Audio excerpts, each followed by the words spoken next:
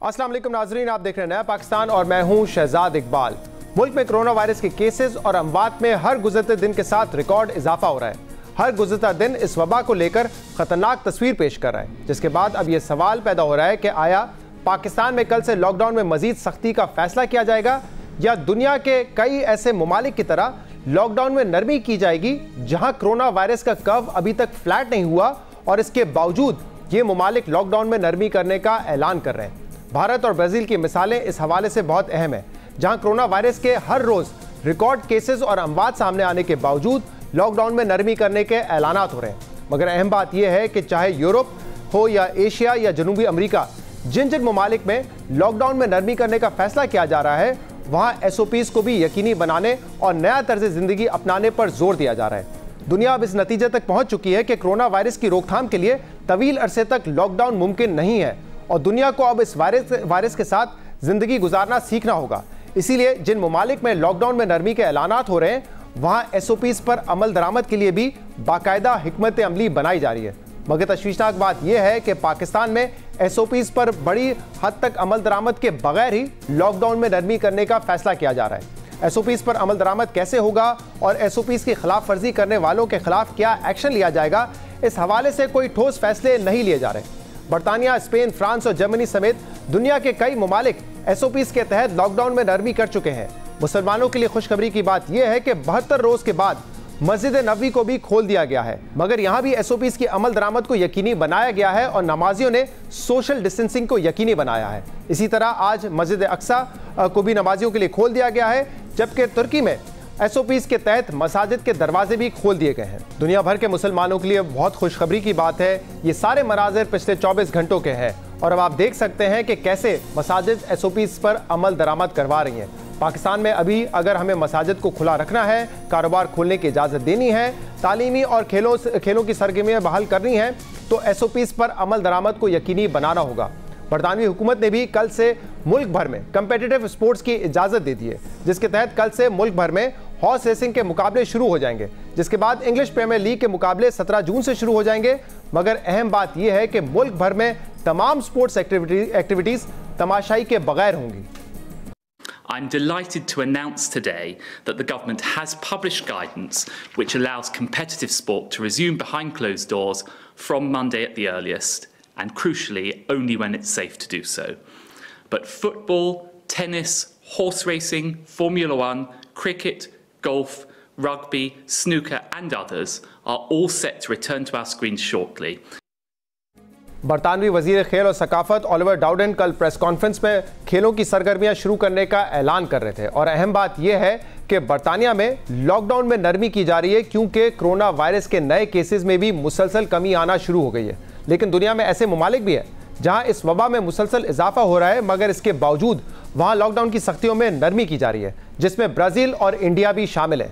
मगर अहम बात यह है कि चाहे भारत हो, बरतानिया या यूरोप के दूसरे ममालिक, जिन ममालिक ने लॉकडाउन में नरमी की है वहां SOPs पर अमल दरामद को यकीनी बनाया गया है और SOPs की खिलाफ वर्जियों पर जुर्माने आयद किए गए हैं। इंग्लैंड और वेल्स में पुलिस ने 27 मार्च से 11 मई तक सोशल डिस्टेंसिंग के खिलाफ वर्जियों पर 14,000 से ज्यादा जुर्माने आयद किए हैं। इसी तरह भारतीय रियासत पंजाब में भी अवामी मकामात पर मास्क ना पहनने पर 500 रुपये जुर्माना और दुकानों में सोशल डिस्टेंसिंग की हिदायत पर अमल ना करने पर 2,000 रुपये का जुर्माना आयद किया गया है। पाकिस्तान में भी कोरोना वायरस को लेकर सूरत हाल बिगड़ती जा रही है। कल मुल्क में 88 अमवात रिकॉर्ड की गई हैं, जो एक दिन में अब तक की सबसे ज्यादा तादाद है। मगर इसके बावजूद लॉकडाउन में जो नरमी की गई है उसमें SOPs पर अमल दरामद को यकीनी नहीं बनाया गया है और ना ही खिलाफ वर्जियों से निमटने के लिए हिकमत अमली दिखाई दी गई है। वफाकी और सूबाई हुकूमतें कल NCC की मीटिंग में क्या फैसला करने जा रही हैं, इन मामलों पर बात करने के लिए हमारे साथ मौजूद होंगे वजीर प्लानिंग असद उमर साहब। बहुत बहुत शुक्रिया असद उमर साहब, आपने हमें ज्वाइन किया। असद साहब, जो पिछले एक हफ्ते का अगर हम डेटा देखें, पॉजिटिव केसेस की शरह 20% से तजावुज़ कर चुकी है, अमवात में हर दिन एक रिकॉर्ड इजाफा हो रहा है, क्रिटिकल पेशेंट्स की तादाद भी बढ़ गई है। ये जो रीसेंट डेटा है, क्या आपके जो प्रोजेक्शंस जो अंदाजे थे उसके मुताबिक ही है या उससे ज़्यादा है? नहीं, थैंक यू शहजाद। पहली बात तो सबसे पहले मैं आपका शुक्रिया अदा करना चाहता हूँ, ये SOP वाला जो पॉइंट आपने एम्फसाइज किया। आज हमने एनसीओसी में यहाँ इस्लामाबाद बेस्ड जो एंकर्स हैं उनमें से कोई 11-12 एंकर्स को बुलाया हुआ था और उनके साथ जो बात हुई तो उसके अंदर ये जो दोनों आपकी बातें हैं उसमें कवर हो जाती हैं। एक तो उनको हमने अपनी प्रोजेक्शन दिखाई कि जब मुख्तलिफ फैसले होते रहे हैं तो उस वक्त हमारे सामने क्या प्रोजेक्शंस थी और हकीकत में नंबर्स क्या है। तो वो शुरू किया हमने मिडल ऑफ मार्च में, जब नेशनल सिक्योरिटी कमेटी जिसको एनसीसी बनाई गई नेशनल सिक्योरिटी कमेटी के बाद, तो मार्च के वस्त में जो प्रोजेक्शन थी हमारी अप्रैल तक की, फिर उसके बाद अप्रैल के वस्त में अगर आपको याद हो हमने कुछ इंडस्ट्रीज को ज्यादा दी थी ऑपरेट करने की, वो फैसला, फिर मई 9 का जो फैसला हुआ। हर दफा जो हमारे सामने प्रोजेक्शंस रखी गई हैं जो एक्चुअल हुए हैं बशमूल पिछले 3 दिन में जो हुआ है वो उन प्रोजेक्शन से कम है। तो क्या इजाफा हो रहा है वबा के अंदर, वबा फैल रही है, बिल्कुल। क्या हलाकत में इजाफा हुआ है, बिल्कुल हुआ है। क्या ये उससे ज्यादा है जो हमारी प्रोजेक्शन थी हमारे सामने, नहीं, उससे ज्यादा नहीं है। लेकिन जो सबसे अहम बात है, आज बहुत इसके ऊपर तफसीली हमने बात की, एनसीओसी की मीटिंग के अंदर बड़ा लंबा इजलास था और ये भी फैसला किया गया कि कल सुबह हमने एनसीओसी की मीटिंग के अंदर चीफ मिनिस्टर्स को भी दावत दी है और जाहिर है वो एनसीसी की मीटिंग में तो होंगी कल शाम को जो होगी। और हमने नंबर 1 एजेंडा आइटम जो उसके अंदर रखा है वो रखा ये है एसओपी कंप्लायंस वाला, क्योंकि वो तमाम दुनिया के अंदर जैसे आप जिक्र कर रहे थे, ये तो जाहिर हो गया है कि मईशत को या लोगों की जिंदगी को बंद करके मुल्क आगे नहीं चल सकते हैं एक गैर मुतय्यना मुद्दत के लिए, लेकिन साथ साथ एसओपी डिफाइन करनी है और जो की गई हैं सारी हिदायत की गई हैं। रमजान के वक्त तक जो है मैं कहूँगा पाकिस्तान की कौम ने बड़े एक डिसिप्लिन का मुजाहरा किया था। मैं एक मिसाल ले लूँ, तरावी के ऊपर बहुत बहस हुई थी लेकिन 70 से 80% हमने एसओपी की कंप्लायंस देखी। वो रमजान के आखिरी अशरे में जिस तरह खरीदारी हुई ईद के ऊपर बिल्कुल वायलेशन देखी गई हैं। तो अब ये नहीं हो सकता कि सारी कौम की, सारे मुआशरे की हिफाजत जो है वो दाव पे लगा दी जाए क्योंकि चंद लोग या चंद हजार लोग जो है वो बेहतियाती कर रहे हैं। तो एसओपी कंप्लायंस जो है ये नंबर 1 टॉपिक होगा। अच्छा असद साहब, आज आपने ये कहा है कि हुकूमत का जो बुनियादी मकसद है वो लोगों को इस वबा से महफूज रखना है, तो आप लॉकडाउन के जरिए नहीं करेंगे क्योंकि आप कह चुके हैं कि मुस्तकिल लॉकडाउन एक लंबे अरसे तक नहीं लगाया जा सकता। तो जो हमारे पास ऑल्टरनेट रह जाता है लोगों को महफूज रखने का वो यही है कि वो अपनी ज़िंदगी भी गुजारें लेकिन एसओपीज़ को फॉलो करें, डिस्टेंसिंग करें, मास्क पहने, ये सब कुछ करना है। लेकिन इस हवाले से भी क्या जो फैसले किए गए हैं वो अनप्लैंड या उजरत में नहीं किए गए? मैं आपको मिसाल दे देता हूं। जैसे आपने कहा तरावी के हवाले से 70% तक आपके मुताबिक जो है फॉलो किए जा रहे थे एसओपी, लेकिन फौरी तौर पे मार्केट्स खोलने का फैसला कर दिया। मार्केट्स में एसओपी फॉलो नहीं हो रहे थे, इसके बावजूद पंजाब हुकूमत ने ट्रांसपोर्ट सेक्टर खोलने का फैसला कर दिया। तो बजाय इसके कि इंतजामिया का फोकस किसी एक सेक्टर पे होता, वहां पर वो इन तमाम एसओपीज को इंप्लीमेंट कर लेते, फिर हम दूसरे स्टेज पे जाते। हम एक साथ खोलते जा रहे हैं और बगैर इस चीज के कि कहीं पे एसओपी मुकम्मल फॉलो नहीं हो रहे। लेकिन दोनों का आपस में वो कोई ट्रेड ऑफ नहीं है। मसलन जो इंटरप्रोविंशियल ट्रांसपोर्टेशन खोली गई है वहां पे जो कंप्लायंस है वो तो मैं कहूँगा तकरीबन 100% है, कम से कम 99% तो होगा ही। जहाजों में देख लें, ट्रेन के अंदर देख लें, बहुत ज्यादा कंप्लायंस देखी गई है। तो जो मेन जो प्रॉब्लम हमें नजर आया है वो पहले नजर आया बाजारों के अंदर जब शॉपिंग के अंदर था, और उसके बाद हमें वो नजर आया ईद के ऊपर जिस तरह से लोगों ने मिली है। और वो तो जाहिर है उसका कोई ओपनिंग से ताल्लुक नहीं है। अगर लोग एक दूसरे से गले मिल रहे हैं ईद के ऊपर तो वो हुकूमत के किसी अहकाम से उसका ताल्लुक नहीं है। तो हमारी बहुत सारे एरियाज के अंदर एसओपीज के ऊपर लोगों ने अच्छा दरामद भी किया है और ऐसे एरिया भी हमें नजर आए जहाँ नहीं किया, तो वो हमें करने की जरूरत है। बाकी बस सिर्फ ये एसओपी की कंप्लायंस नहीं है। दूसरा हिस्सा जो हमने कहा था अपनी हिकमत अमली का वो स्मार्ट लॉकडाउन का था।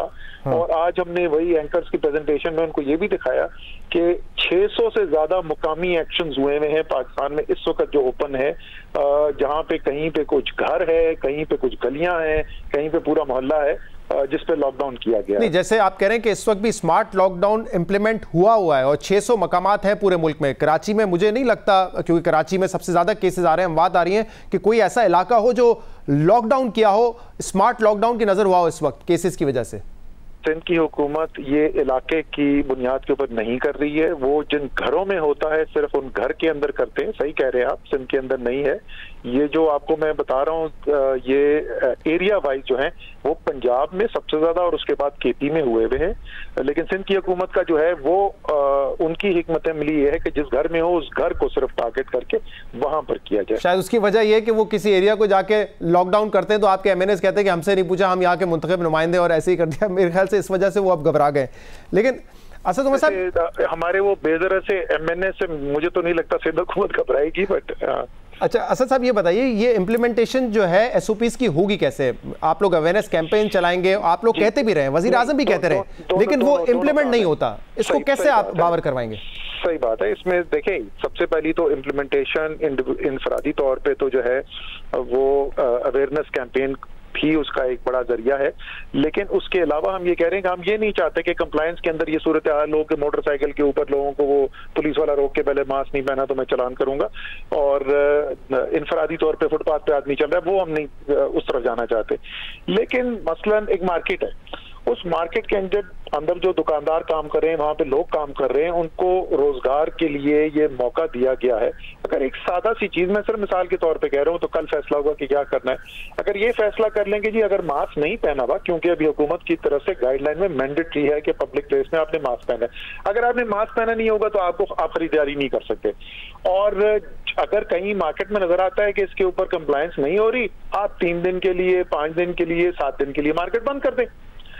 एक दफा पैगाम पहुंच जाए ये, तो ये इन्फोर्सेबल है, बहुत हद तक इन्फोर्सेबल है। तो लेकिन देखें कि कल क्या फैसले होते हैं। लेकिन जैसे इंडिया में, पंजाब में इंफरादी तौर पे भी कर रहे हैं, मास्क नहीं पहना तो 500 रुपए जुर्माना, सोशल डिस्टेंसिंग नहीं की बाजारों में तो 2,500 रुपए जुर्माना, वो इंफरादी तौर पे भी कर रहे हैं, सिर्फ मार्केट्स या दुकानों पे नहीं है उनका फोकस। शहजाद, ये आप और मैं खासतौर पे जो कराची को ज्यादा अच्छी तरीके से जानते हैं ना, मेरे ख्याल में ये बहुत अच्छी हिकमत अमली नहीं है। लेकिन जैसे मैंने कहा, मैंने तो आपको एक मिसाल दी थी कि क्या हो सकती है सूरत। फैसला तो कल होगा, कल की एनसीसी मीटिंग के अंदर फैसला होगा कि किस किस्म से के फॉलोअप करने। लेकिन हम ये जरूर तजवीज वहां पर रख रहे हैं, तमाम चीफ सेक्रेटरीज मुत्तफक हैं इसके ऊपर।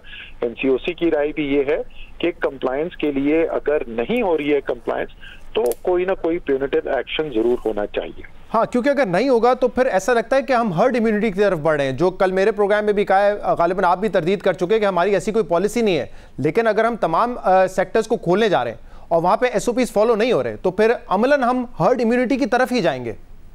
सही, बिल्कुल। हर्ड इम्यूनिटी वो मैं बहुत दफा समझा चुका, पता नहीं ये कहाँ से बातचीत शुरू हो गई हर्ड इम्यूनिटी के ऊपर। वो कोई हिकमत अमली नहीं है, कोई दुनिया का मुल्क जो है वो हर्ड इम्यूनिटी वाली फिलॉसफी को फॉलो नहीं कर रहा है। बट एनीवे, आपकी बात दुरुस्त है। जो इस वक्त हमने एसओपीज बनाई हैं, ये अवाम की फलाह के लिए बनाई गई हैं, और जहां पर नहीं उसको फॉलो किया जाएगा, कोई ना कोई ज़ाब्ता अखलाक, कोई ना कोई तरीक़ेकार जरूर अपनाना पड़ेगा।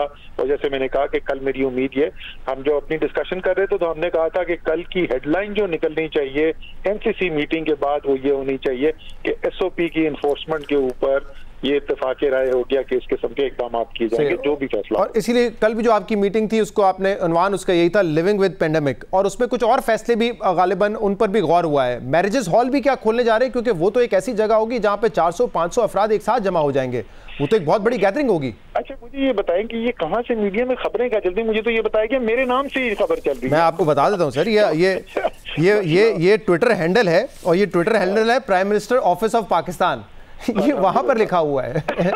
तो ज्यादा दूर देखने की जरूरत नहीं है आपको। अच्छा, नहीं वो नहीं, ये कोई प्रपोजल नहीं है, और कल जो है वो डिस्कशन के बाद आपको पता चल जाएगा। लेकिन फहरिस्त तो वो बहुत ज्यादा हम नहीं तफसील में जाना चाहते कि जाहिर है कल एनसीसी में डिस्कशन होने, लेकिन एक फहरिस्त बनाई गई है कि कौन से काम इस वक्त नहीं खुलने चाहिए। उस तजवीजी लिस्ट फहरिस्त के अंदर मैरिज हॉल का जिक्र भी था, तो इसलिए वो आ गया। तो वो तजवीज ये थी कि ना खोले जाए। अच्छा, वो नेगेटिव लिस्ट में है? नेगेटिव लिस्ट में वो अभी आएगा, कल रखेगा। ये सूबों की तरफ से जो लिस्ट आई थी और इंडस्ट्रीज मिनिस्ट्री ने मिलकर एक फहरिस्त दी है, जो कल जिसके ऊपर बातचीत होगी। सिंध के साथ आप लोगों के कुछ इख्तलाफात होते रहे जो आप रिजॉल्व करने की कोशिश करते हैं एनसीसी की मीटिंग में, लेकिन उनकी नुमाइंदगी किसी ना किसी सतह पे एनसीओसी की मीटिंग्स में भी होती है। फील फैक्टर क्या है इस वक्त? क्या वो भी बाय एंड लार्ज इसी इशू पर, इसी मौक़िफ़ पर है कि हमें इस पेंडेमिक के साथ रहना है और चीज़ें खोलनी है, या वो सोच रहे हैं कि हम दोबारा लॉकडाउन की तरफ जाएं और थोड़ी सख्त लॉकडाउन करें? देखें, कल की जो मीटिंग के अंदर जो सुबह इसलिए हमने रखी है कि चीफ मिनिस्टर्स के साथ एक मौका हो हमारे पास एमसीसी मीटिंग में जाने से पहले कि उनकी बराह रास्त जो फीडबैक है वो ले ली जाए, राय ले ली जाए। लेकिन जो आज हमने उनको भेज दिए शाम को, जो एनसीओसी की तरफ से सिफारिशात गई हैं, उसके अंदर उनके चीफ सेक्रेटरीज की इनपुट शामिल है, तमाम सूबों की और गिलगित बल्तिस्तान और आजाद कश्मीर की। इसी तरीके से ज्यादातर हेल्थ मिनिस्टर्स जो हैं सूबों के, उनकी भी उसके अंदर राय शामिल है। और मेरे ख्याल में इसके ऊपर तो इत्तफाक राय है कि एक नेगेटिव लिस्ट की तरफ जाना चाहिए। उसके अंदर कुछ डिफरेंस था कि कौन सी चीज होनी चाहिए, कौन सी नहीं होनी चाहिए।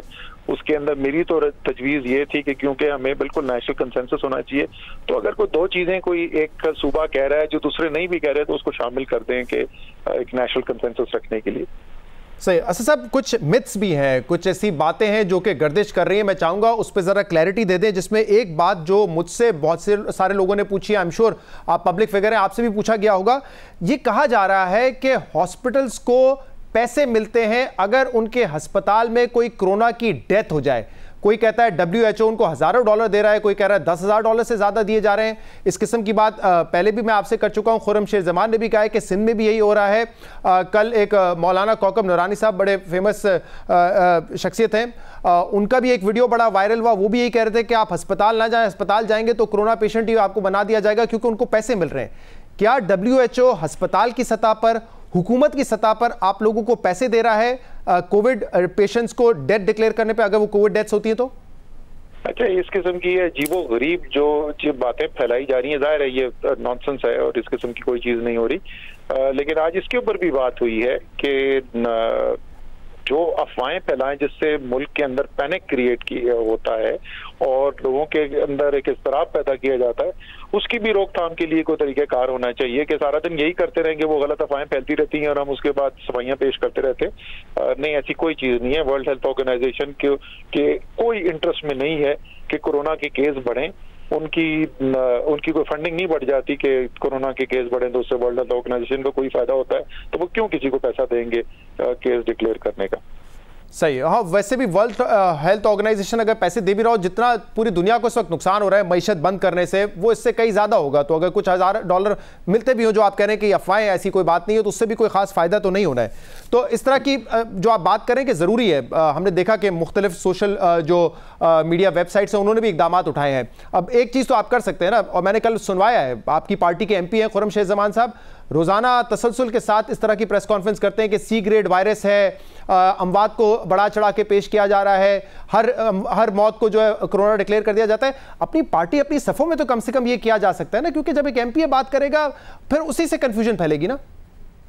वो पता नहीं मुझे कि किस कॉन्टेक्स्ट में उसने कहा है, कोई स्पेसिफिक कॉन्टेक्स्ट में उसने कहा होगा, मेरे सामने उसका नहीं है। बट जाहिर है, देखें, जो सारी इस वक्त आदाद शुमार जो ऑफिशियल लेवल पे हम इसीलिए डिस्कस करते, पहले दिन से हमारी ये कोशिश रही है कि कहीं पे भी ऐसी सूरत हाल ना पैदा हो जहां लोगों को ये शुकूक शुबात होना शुरू हो जाए कि जो आदाद शुमार दिए जा रहे हैं वही दुरुस्त नहीं है, क्योंकि वो तो फिर तबाही है ना। एक दफा एतबार उठ जाए कौम का तो उसके बाद तो बिल्कुल ही कोई आप स्ट्रेटजी अपना ही नहीं सकते। तो हमने बड़ी कोशिश की है कि बिल्कुल उसको ट्रांसपेरेंट रखा जाए, ओपन है थिंकिंग के लिए। जहाँ भी कभी इशू आता है, अगर आपको याद हो तो एक वक्त में एक कराची से खबर लगी थी, एक न्यूज में थी, if I am not mistaken, जिसमें ये बात रेज की गई थी कि कुछ डेथ्स ऐसी हुई हैं जो नहीं लेबल हुई। उसी दिन हेल्थ मिनिस्टर सिंध से राब्ता किया गया, तफसील से बात की गई, प्रोसीजर के अंदर चेंज किया गया टू मेक श्योर कि ऐसी कोई पॉसिबिलिटी ना हो। तो मेरे ख्याल में तो अभी तक जो आदाद शुमार हैं वो बिल्कुल रिफ्लेक्टिव हैं जो हकीकत। ठीक है असद उमर साहब, क्योंकि मैंने अगला सेगमेंट शुगर कमीशन रिपोर्ट पे करना है। आज भी आपका नाम लिया गया पीपल्स पार्टी की जानिब से कि आप उनमें से एक जिम्मेदार हैं, लेकिन कोई एक्शन नहीं हो रहा, इसलिए एक दो सवाल इंपॉर्टेंट है जो मैं आपसे करना चाहूंगा। एक तो आप हमेशा ये कहते हैं कि एक्सपोर्ट का फैसला इसलिए किया ECC ने कि हमें डॉलर्स की जरूरत थी, फॉरेन एक्सचेंज की जरूरत थी, और दूसरा हमारे पास सरप्लस में शुगर मौजूद थी। लेकिन ये जो शुगर कमीशन की रिपोर्ट है ये कहती है कि जो शुगर की कीमत बढ़ी है उसमें एक फैक्टर एक्सपोर्ट का फैसला भी है। ये एक काम कर देना, इस शुगर कमीशन रिपोर्ट में से या आप या पीपल्स पार्टी या मुस्लिम लीग नून या कोई पाकिस्तानी जरा एक दिन अवाम के सामने रख तो दें कि जनाब जिस वक्त चीनी एक्सपोर्ट करने का फैसला किया गया तो उस वक्त आदादो शुमार के मुताबिक ये अंदाजा लगाया गया था कि चीनी सीजन के शुरू में इतनी है, पैदावार इतनी होगी, खपत इतनी होगी, जब सीजन खत्म होगा तो इतनी होगी, और हकीकत में इससे बिल्कुल बरअक्स हुआ। एक दफा रख देना भाई, ये तो रिपोर्टेड नंबर। तो फिर रिपोर्ट क्यों ये कह रही है कि एक रीजन ये भी था प्राइस बढ़ने का कि शुगर एक्सपोर्ट का फैसला हुआ, वो ये भी कह रहे हैं कि इससे एक परसेप्शन बना कि शायद हमारे पास शुगर और जो शुगर की प्रोडक्शन है और जो डिमांड है वो इक्वल हो जाएगी। उस परसेप्शन का भी फायदा उठाया मार्केट मैनिपुलेटर्स ने जो सट्टा करते हैं, और इंपैक्ट यही हुआ, फर्क यही पड़ा कि कीमत बढ़ना शुरू हो गई। परसेप्शन बना या ये परसेप्शन बनाया गया? जी, असल बात ये बात है कि इसको एक बहाना बना के गलत अफवाहें मार्केट में फैला के एक परसेप्शन क्रिएट कराने की कोशिश की। देखो शॉर्टेज होने वाली है और वो खरीदो जल्दी वरना चीनी नहीं मिलेगी आगे, तो उसको उन्होंने एक्सप्लॉइट किया। वो बिल्कुल दुरुस्त कह रहे, बगैर कोई शॉर्टेज हुए हुए मार्केट के अंदर चीनी लेकिन वो कह रहे हैं कि परसेप्शन बनाया इसीलिए गया क्योंकि जब एक्सपोर्ट का फैसला हुआ तो जो आपकी डिमांड और प्रोडक्शन है वो ऑलमोस्ट बराबर आ गई थी। मिसाल के तौर पे पेज नंबर 10 पे इस साल का लिखा हुआ है कि 4.8 मिलियन टन आपकी शुगर प्रोडक्शन थी, carry over stock 0.5 million ton था, यानी कि 5.3 मिलियन टन, और टोटल डिमांड 5.2 मिलियन टन थी, तो बैली इक्वल थी जो एस्टिमेटेड प्रोडक्शन थी और जो उसकी कंजम्पशन थी। शहजाद इकबाल से ऐसी गलती होते हुए पहली दफा देखी है। ओ भाई मेरे एक्सपोर्ट हुई थी उससे पिछले साल, ये आप उससे एक साल बाद गया था। तो लेकिन नहीं गलती नहीं की मैंने यहाँ पे, क्योंकि फेब 2020 तक एक्सपोर्ट होती रही है। आपने पहले फैसला किया था फैसला, लेकिन अभी तक एक्सपोर्ट होती रही है। जी ओ यार सुन तो लो शहजाद, आप पहली बात तो आप मुझसे ईसीसी के मेरे फैसले का पूछ रहे थे। मेरा फैसला जो है वो दिसंबर 2018 का फैसला है। ठीक है जी, ऐसा ही है ना। जी 2018-19 का जब सीजन खत्म हुआ तो उस वक्त वाफिर मकदार खत्म हुआ, शुरू नहीं, एक्सपोर्ट होने के बाद वाफिर चीनी मौजूद थी। दूसरी चीज, और ये खत्म होता है सीजन जाके सितंबर अक्टूबर में जाके खत्म हुआ। ईसीसी जून में फैसला कर चुकी थी एक्सपोर्ट बंद करने का। ओके, तो वो जो चीनी गई वो तो 30-40 हजार टन गई, और वो भी गई अगेंस्ट द फैक्ट के ईसीसी फैसला कर चुकी थी। मैं नहीं था उस वक्त ईसीसी में, हफीज शेख ईसीसी को चेयर कर रहे थे, वो जून के अंदर फैसला हो चुका था। सो प्लीज दोनों चीजों को कंफ्यूज ना करें आपस में। जितनी देर वो फैसला हुआ उस ईसीसी का एक्सपोर्ट का फैसला, चीनी की कोई कमी नहीं। आप नहीं समझते कि वो एक पुअर इकोनॉमिक डिसीजन था which led to the increase of the price, जो कि इस रिपोर्ट में लिखा है कि उस वजह से, उस फैसले की वजह से जो आपके होते हुआ उसकी वजह से कीमत बढ़ी? 100% गलत है ये असर्शन, और मैं आपके सामने आदादो शुमार एक दफा नहीं 3 दफा रख चुका हूं। अगर मेरे आदादो शुमार गलत आपने आई एम श्योर इस कमीशन के सामने भी रखे होंगे, तो उन्होंने आपकी बात से अग्री नहीं किया है? सर आप मेरी अग्री नहीं किया ना। उनकी रिपोर्ट में से मुझे दिखा देना कौन सा आदादो शुमार है जिसके मुताबिक जो मैं आदादो शुमार दे रहा हूं वो गलत है। मैं दोबारा रिपीट कर दूं आपको आदादो शुमार? नहीं ठीक है, वो है, लेकिन मैं पढ़ के सुना दूं। The commission has gathered enough evidence to establish that the export of sugar is one of the reasons for the increase of the sugar in domestic market. ये कंक्लूजन है इनका। अब मुझे ये बता दें कि क्या इसी कमीशन की रिपोर्ट के अंदर ये नहीं लिखा हुआ कि उस साल की चीनी की पैदावार 52,67,000 टन हुई थी? क्या ये उसी रिपोर्ट में नहीं लिखा हुआ कि चीनी की खपत उस साल 52 लाख टन थी? क्या ये उसी रिपोर्ट में नहीं लिखा हुआ कि जब सीजन शुरू हुआ था तो 19,80,000 चीनी वाफिर थी? सही। अच्छा असद साहब, मैं माजरत हूं, इंटरप्शन की माजरत इसलिए चाहता हूं क्योंकि डॉक्टर साद नियाज साहब ने हमें ज्वाइन किया। वो चाहते थे किसी इशू पे बात करें क्योंकि उनको भी कोरोना वायरस पॉजिटिव आया है, और आज आप लोगों ने कहा है कि हेल्थ फैसिलिटीज़ पर दबाव नहीं है। कल कहा गया था डॉक्टर जफर साहब की जानिब से कि 25% इंगेज हुई है इस वक्त। लेकिन ये एक सेकंड रुक जाए शहजाद, आप आगे नहीं बात कर सकते। ये मैंने कब कहा कि मैंने कहा कि दबाव नहीं है? नहीं, मैं डॉक्टर जफर साहब की बात कर रहा हूं। उन्होंने कल कहा कि 25% इंगेज हो चुकी हैं इस वक्त हमारी हेल्थ फैसिलिटीज, लेकिन डॉक्टर साद कह रहे हैं कि हालात इसके बरक्स हैं। मैं चाहूंगा क्योंकि आपकी मौजूदगी का फायदा उठाते हुए उनकी बात सुन ले, उसका जवाब दे दीजिएगा। जी डॉक्टर साद नियाज साहब, ये बताया हमारे प्रोड्यूसर साहब ने कि आपको भी कोरोना वायरस पॉजिटिव आया है और आप इस हवाले से बात करना चाह रहे थे। जी शहजाद साहब, थैंक यू वेरी मच, मुझे आपने मौका दिया। सबसे पहले तो मैं ये देख रहा था कि बहुत सारे लोग ये कह रहे थे कि ये हमने अपनी तरफ से एक डिजीज डॉक्टर्स ने फैलाई हुई है और ये टेस्ट भी हम इसलिए कर रहे हैं कि डॉक्टर्स को और पता नहीं कौन कौन सी एजेंसियां हैं। तो एक तो ये मिथ कि मैं इसीलिए मैंने वॉलंटियर किया कि बताऊं कि देखें जी ये किसी एक तबके या किसी एक आदमी के को ये वायरस इफेक्ट नहीं कर रहा, हर एक को इफेक्ट कर रहा है। जो मेरा सिर्फ इस वक्त रिक्वेस्ट थी, मेरी असद साहब से बात भी हुई थी कि इस वक्त हमें एक मैसेज कॉम को देना चाहिए कि ना अब कोई चीज इसको रोक नहीं सकती।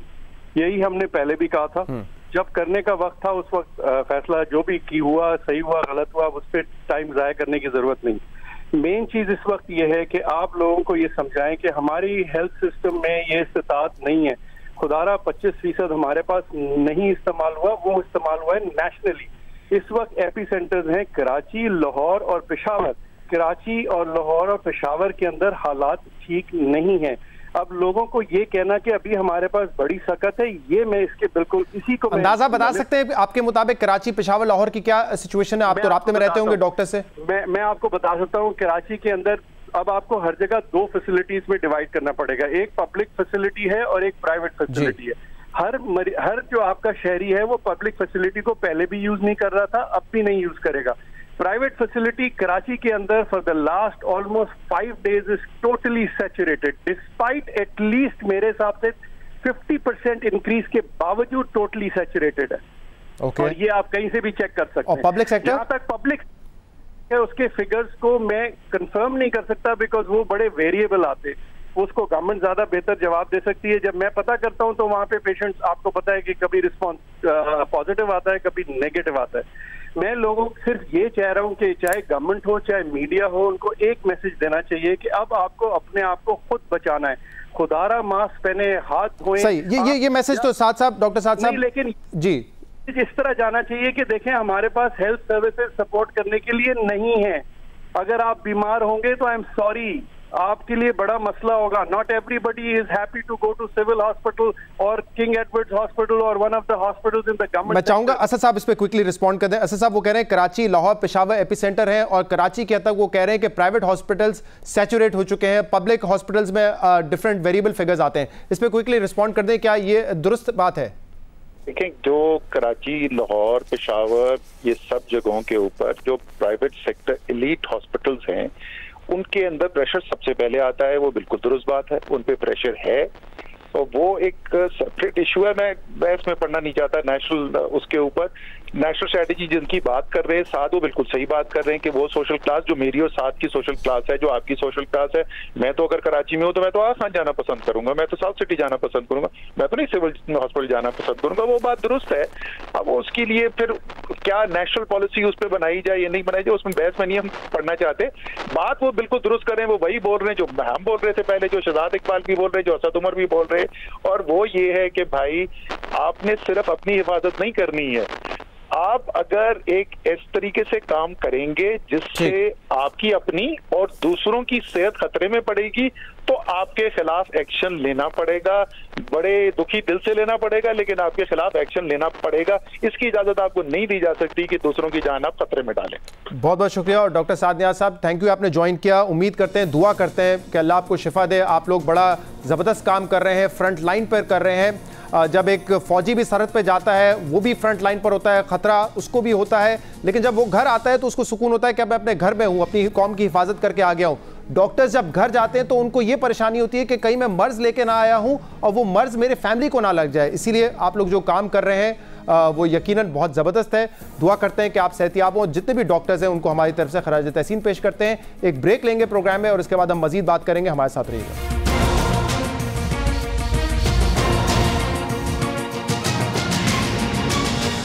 पाकिस्तान में शुगर माफिया एग्जिस्ट करता है, इस पर एक अरसे से बात होती आ रही है। किस तरीके से इस शुगर माफिया में बाअसर सियासी शख्सियात मौजूद हैं जो अपनी मनपसंद फैसले करवाते हैं, जिससे उनका तो फ़ायदा होता है लेकिन आवाम का नुकसान होता है। मिसाल के तौर पे सब्सिडी ले जाते हैं, एक्सपोर्ट के फैसले उस वक्त किए जाते हैं जब शायद पाकिस्तान में इतना सरप्लस मौजूद नहीं होता, और अगर एक्सपोर्ट हुआ है तो पिछले इस एक साल में हमने देखा कि एक्सपोर्ट करने के बाद जो कीमत है उसमें भी इजाफा होता रहा है। ये बातें तो होती रही हैं, लेकिन अब इस पर बाकायदा शुगर कमीशन की एक रिपोर्ट आ गई है। हुकूमत ने ये एक बेहतर काम किया कि इस रिपोर्ट को मुरतब करके उसको पब्लिक भी किया है, ताकि सामने आ जाए कि किस तरीके से अपनी कॉस्ट को बढ़ा चढ़ाकर बताया जाता है, जिसकी वजह से वो फिर सब्सिडी लेने में कामयाब हो जाते हैं और फिर उनका प्रॉफिट जो है वो जितना होना चाहिए उससे ज़्यादा हो जाता है। इस रिपोर्ट के मुताबिक अगर 1 रुपया बढ़ता है, चीनी की कीमत 1 रुपये से बढ़ती है, तो शुगर मिल एसोसिएशंस को, शुगर मिल कंपनीज को 5.5 अरब रुपए का इससे फ़ायदा होता है। तो होना तो ये चाहिए था कि इस रिपोर्ट को इंप्लीमेंट करके इस पर एक्शन लेकर आवाम को फ़ायदा पहुंचाना चाहिए था ताकि शुगर की कीमत में कमी आए, लेकिन ऐसा तो अब तक नहीं हुआ है। लेकिन पॉलिटिकल पॉइंट स्कोरिंग इस पर बहुत ज़्यादा हो रही है, चाहे वो पीपल्स पार्टी, नून लीग या पीटीआई की जानिब से। पाकिस्तान तहरीक इंसाफ की हुकूमत के मुताबिक चार्जशीट जो है वो शाहिद खाकान अब्बासी, शहबाज शरीफ और पीपल्स पार्टी पे बनती है। पीपल्स पार्टी और नून लीग के इल्ज़ामात ये हैं कि इस मौजूदा हुकूमत में जो लोग हैं जिम्मेदारी उन पर आती है। इस पर बात करने के लिए हमारे साथ मौजूद है वज़ीर आज़म के मुआविन खसूसी डॉक्टर शहबाज गिल साहब। डॉक्टर शहबाज गिल साहब, ये एक अच्छी एफर्ट थी, रिपोर्ट आई, पता चल गया कि किस तरीके से शुगर माफिया ऑपरेट करता है, मैनिपुलेशन कहाँ से होती है, क्यों आवाम के जेब से ज़्यादा पैसा निकाला जाता है, क्यों ये शुगर मिल ओनर्स जो है ज़्यादा मुनाफा कमाते हैं। तो होना तो ये चाहिए था कि इस रिपोर्ट के बाद जो सबसे बड़ा इशू है कीमत बढ़ने का, उस कीमत को रोका जाता ताकि अवाम के जेब से पैसा ना निकले, इन शुगर मिल ओनर्स को ज्यादा नाजायज मुनाफा ना हो। लेकिन हो तो ये रहे कि कीमत वहीं की वहीं है, लेकिन सियासी इल्जामात लगाए जा रहे हैं, आपकी तरफ से पिछले अदवार पर, उनकी तरफ से आप पर। शुक्रिया शहजाद। बिस्मिल्लाहिर्रहमानिर्रहीम। देखिए, दो चीज़ें बहुत इंपॉर्टेंट है इसमें देखने में। एक तो आपका सवाल बिल्कुल हक बजानब है कि इसका पहला फ़ायदा आम आवाम को होना चाहिए, तो उस पर मेरा आपकी खिदमत में जवाब ये है कि जब भी किसी बीमारी की तशख़ीस होती है तो उसके बाद उसकी दवा दी जाती है और फिर ग्रेजुअली उस पर अफाका होता है।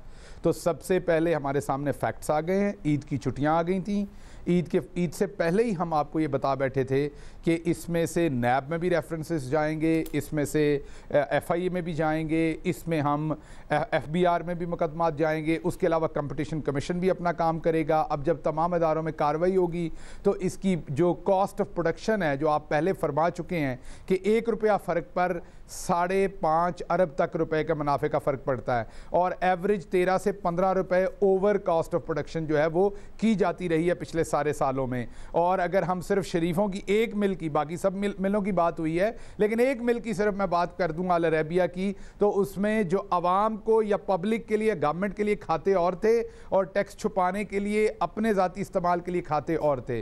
तो ये कॉस्ट ऑफ प्रोडक्शन के अलावा भी 30% शुगर जो है वो अंदर खाते, अंडर द टेबल जो है वो क्रश की जाता था गन्ना, और उसमें से भी अरबों रुपए बचाया जाता था। तो आपका सवाल जायज़ है कि आवाम को इसका फ़ायदा कब होगा, तो जवाब ये है कि बहुत जल्दी इस सारे हम कीचड़ को साफ करेंगे, कार्रवाइयाँ होंगी और सब कुछ आपके सामने रखेंगे। अब दूसरी बात सामने रखते हैं, जो बात कही कि वो ये कह रहे हैं कि हम जिम्मेदार हैं, हम ये कह रहे हैं कि वो जिम्मेदार हैं। इसमें बहुत आसान फैक्ट्स हैं।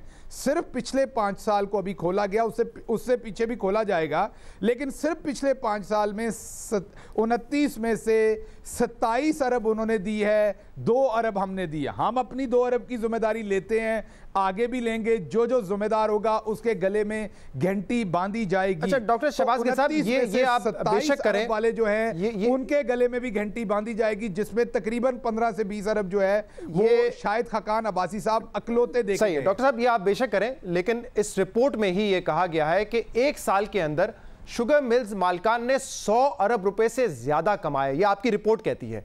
तो अगर आप 5 साल के 27 अरब रुपए जो सब्सिडी में दिए गए हैं वो तो इसके मुकाबले में बड़े मामूली हैं। तो इसीलिए जो कह रहे हैं कि आप बीमारी की तशखीस हो चुकी थी, बीमारी ये थी जिसकी वजह से आपने ये कमीशन बनाया, वो ये थी कि कीमत बढ़ रही है। अब कीमत आपके दौर में बढ़ी है, उन्होंने सब्सिडी बेशक दी होगी, लेकिन कीमत तो आपके दौर में बढ़ी है। जो मुनाफा कमाया है शुगर मिल एसोसिएशंस ने, ओनर्स ने, वो तो आपके दौर में कमाया इस रिपोर्ट के मुताबिक। नहीं, देखिए ये दुरुस्त नहीं है। अच्छा, क्योंकि ये कीमत जो है ये तो 120 और 140 रुपए तक भी जाती रही है। ये तो बहुत पुराना मर्ज है। 1998 में शरीफों ने पहली दफा इंडिया को कहाँ लिखा हुआ है इस रिपोर्ट में की, और उसके बाद यहां पर कीमत बढ़ी। तो ये बड़ी पुरानी बीमारी है, नई नहीं है। यही तो हम आपकी सामने खिदमत में अर्ज कर रहे हैं कि दहाइयों से ये इदारे करप्ट किए गए। कंपटीशन कमीशन जिसने 27 अरब के फाइन किए, रिसीव सिर्फ 3.5 करोड़ के किए। कंपटीशन कमीशन इसमें शामिल था, इस सारी करप्शन में। आपके FBR के लोग इसमें शामिल थे। तमाम इदारों को इन्होंने मफलूज किया, तमाम इदारों की मिली भगत के साथ ये हमेशा खाते रहे। लेकिन शहबाज गिल साहब, जो आप बात कर रहे हैं कि कीमत 120-140 टच की, इस रिपोर्ट में तो बताया गया है कि पीपल्स पार्टी की जो 5 साल में एवरेज प्राइस रही है शुगर की, वो तो 55 रुपए रही है। एवरेज प्राइस 55 रुपए रही है। आपके इस 1-1.5 साल में एवरेज प्राइस 75-80 रुपए रही है। जमीन आसमान का फर्क है। कीमत आपके दौर में बढ़ी है। देखिए, ये इसको पहले शहजाद, ये देखिए, ये भी दिन रात यही प्रूव करने में लगे रहते हैं। अभी भी सईद गनी साहब की आप स्टेटमेंट चला रहे थे कि इसमें लोग फंस रहे हैं उनको बचाने के लिए। क्या बात है, इस मुल्क में पहली दफा कोई इंक्वायरी होनी थी जो हमने करवाई है। इस मुल्क में कितनी इंक्वायरियां हुई, जो इंक्वायरियां हुई नहीं हुई तो उनकी रिपोर्ट्स दबा ली गई। ये क्रेडिट सिर्फ इमरान खान को जाता है, जिसने सबसे पहले इंक्वायरी कराई, फिर उसकी रिपोर्ट पब्लिश की, फिर कमीशन बनाया, फिर उसका फोरेंसिक कराया, फिर उसकी भी रिपोर्ट पब्लिश की। ये सब कुछ अपने लोगों को बचाने के लिए किया। और डॉक्टर शहबाज गिल साहब, मजीद क्रेडिट जाएगा आपकी हुकूमत को। बिल्कुल सही है, ये बात ठीक है। मजीद क्रेडिट जाएगा आपकी हुकूमत को। हमारे दौर में मजीद क्रेडिट जाएगा जब उन लोगों को आइडेंटिफाई तो कर लिया गया है, उनके खिलाफ कोशिश की और दबोचे गए, उनके खिलाफ एक्शन भी होगा। आप क्योंकि आप बैठे हुए हैं, आप पीटीआई के हैं, तो मैं आपसे पीटीआई के हवाले से सवाल कर लेता हूं।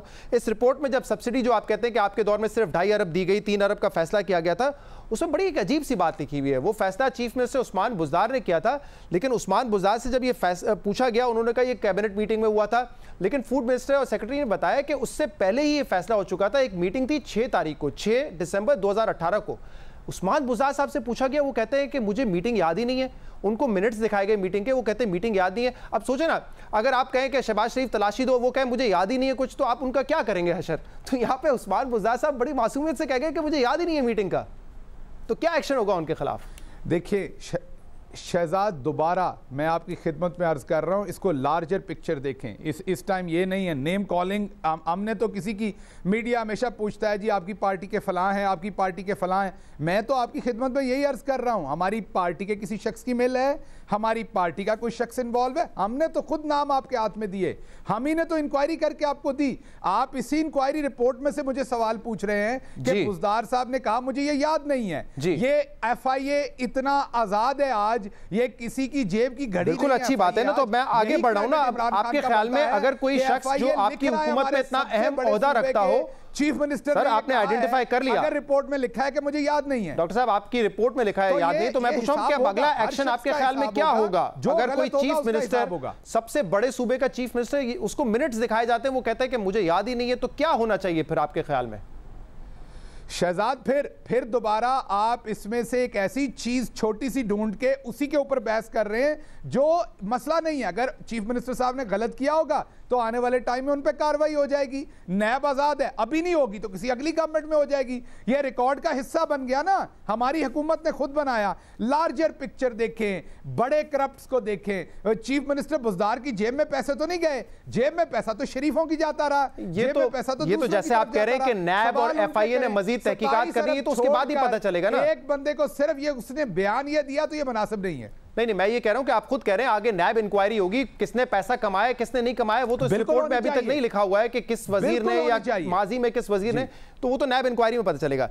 लेकिन अगर आप कहते हैं कि शाहिद खाकान अब्बासी साहब के दौर में सब्सिडी दी गई, वो जिम्मेदार हैं, तो फिर वहां से इशारा आता है कि अगर वो कैबिनेट को हेड कर रहे थे, वो वजीर आजम थे, तो यहां पे भी जो फैसला था एक्सपोर्ट करने का, वो वजीर आजम इमरान खान ने दिया। तो दोनों को आप इक्वेट क्यों नहीं करते हैं? अगर जिम्मेदार अब्बासी साहब है गलत इकोनॉमिक डिसीजन के, तो गलत इकोनॉमिक डिसीजन के फिर इमरान खान भी जिम्मेदार होंगे। देखिए, ये आपको अभी आपके प्रोग्राम में असद उमर साहब ने पूरी डिटेल से बताया कि एक्सपोर्ट करने का इस प्राइस हाइक से कोई लेना देना नहीं है। मुल्क में वाफर स्टॉक्स मौजूद थे। Don't compare Apple and orange. दो चीजों का कता कलामी की माजरत, कता कलामी की माजरत। मैं असद उमर साहब की बात मानूं कि एक्सपोर्ट करने से कीमत नहीं बढ़ी, या इस FIA की रिपोर्ट को मानूं जो कहती है कि एक रीजन प्राइस बढ़ने का एक्सपोर्ट था? किसकी बात मानूं, आप बता दीजिए। अगर FIA की रिपोर्ट के ऊपर अभी कार्रवाई होगी ना आगे, जी, अगर साबित हो गया तो जो साबित हो गया वो जिम्मेदार होगा। वो मैं हूं, असद उमर साहब हूं, या कोई और हूं। अभी तो नजर नहीं आ रहा इसका रिलेशनशिप। तो मैं दोबारा रिपीट कर रहा हूं शहजाद, ये रिपोर्ट हमने आपके हाथ में दी है। ये रिपोर्ट लफ्ज पढ़ के हमने आपके हाथ में दी है। अगर इसमें हमने कुछ गलत किया होता तो हम रोटी इधर नहीं डालते कि हम आपके हाथ में देते। हमें पता है हमारा लीडर साफ है, हमें पता है हमारे लीडर की मिले मिले नहीं है। हमें पता है हमारा लीडर तो बाहर दौरे पे जाता है तो इनसे 10 गुना कम पैसों पे दौरा करके आता है। तो हमें पता वो अपने सुई गैस, बिजली, किचन तक के पैसे खुद देता है। डॉक्टर शहबाज गिल साहब, मिल तो शाहिद खाकान अब्बासी की भी नहीं है ना, मुंह पे मारी है इनकी मिल तो शाहिद खाकान अब्बासी साहब की भी नहीं है, मिल तो मुराद अली शाह साहब की भी नहीं है, जिन पे आप सब्सिडी देने का, एक्सपोर्ट का इल्जाम लगा रहे हैं। तो शाहिद खाकान अब्बासी साहब की कौन सी मिल है ना? शाहिद खाकान अब्बासी उन्हीं के हैंड पिक थे ना जिनकी मिलें थी। एयरलाइन से क्या ताल्लुक है सर शुगर मिल का? मिलों के नाम पे आप मुझे ये बता, एक सेकंड शहजाद, आप मुझे ये बताना चाहते हैं कि शाहिद खाकान अब्बासी शहबाज शरीफ से पूछे बगैर को फैसला करेंगे या नवाज शरीफ से पूछे बगैर फैसला करेंगे? तो आप कह रहे हैं कि शाहिद खाकान अब्बासी ने अगर कोई गलत फैसला लिया, इकोनॉमिक डिसीजन बतौर प्राइम मिनिस्टर लिया है, तो फिर तो हर दौर में ये होना चाहिए ना कि जो भी हेड होगा, क्योंकि अभी तक ये इस रिपोर्ट के मुताबिक एक्सपोर्ट की वजह से ये कीमत बढ़ी है, तो फिर प्राइम मिनिस्टर कैबिनेट हेड करते हैं, इमरान खान हेड करते हैं, तो उनसे भी पूछा जाना चाहिए। ये ऑपोजिशन का मुतालबा है। देखिए, मैं दोबारा आपसे सवाल पूछ रहा हूं, साबित होता है जब कॉन्फ्लिक्ट ऑफ इंटरेस्ट होता है। सवाल तो आप भी मेरे से इस टाइम गलत पूछ सकते हैं, लेकिन क्या मैं आपको बदनीयत करार दे दूंगा? बदनीयत तब करार दूंगा जब मुझे आपकी बैंक के अकाउंट में नून लीग से 5 लाख रुपए आए हुए आज मिले और मैं कहूं उसकी बेस पे आपने सवाल पूछा है। उसके बगैर तो मैं आपको कोरिलेट नहीं कर सकता किसी बात के ऊपर। आपका मैं भी यही कह रहा हूं कि आपकी हुकूमत को बदनीयत उस वक्त कहा जाएगा जब ये बात साबित हो जाएगी कि काबीना में किसी ने पैसे लिए हैं या वजीर आजम ने या काबीना में या उस्मान बुज़दार ने पैसे लिए, तभी बदनीयत कहा जाएगा।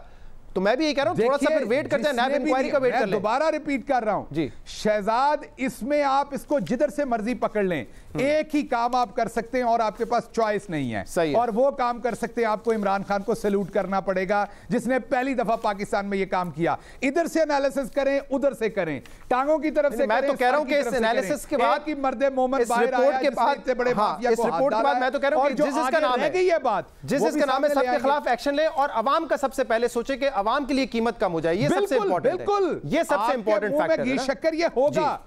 ठीक है, ठीक है, अगला यही स्टेप है। आप सही फरमा रहे हैं, मैं आपसे एग्री करता हूं। ठीक है, उम्मीद करते हैं इस रिपोर्ट की रोशनी में जो आगे भी तहकीकात होगी उसके बाद इसका फायदा अवाम को पहुंचेगा, क्योंकि ये रिपोर्ट कहती है कि अवाम के जेब से पैसा निकला है और शुगर मिल ओनर्स के पास नाजायज तरीके से गया है, ये इस रिपोर्ट में लिखा है। तो उम्मीद करते हैं कि जो भी इस रिपोर्ट में जिनका भी नाम आए उनके खिलाफ भी एहतसाब हो और अवाम को इसका आखिर में फायदा हो, ये जरूरी है।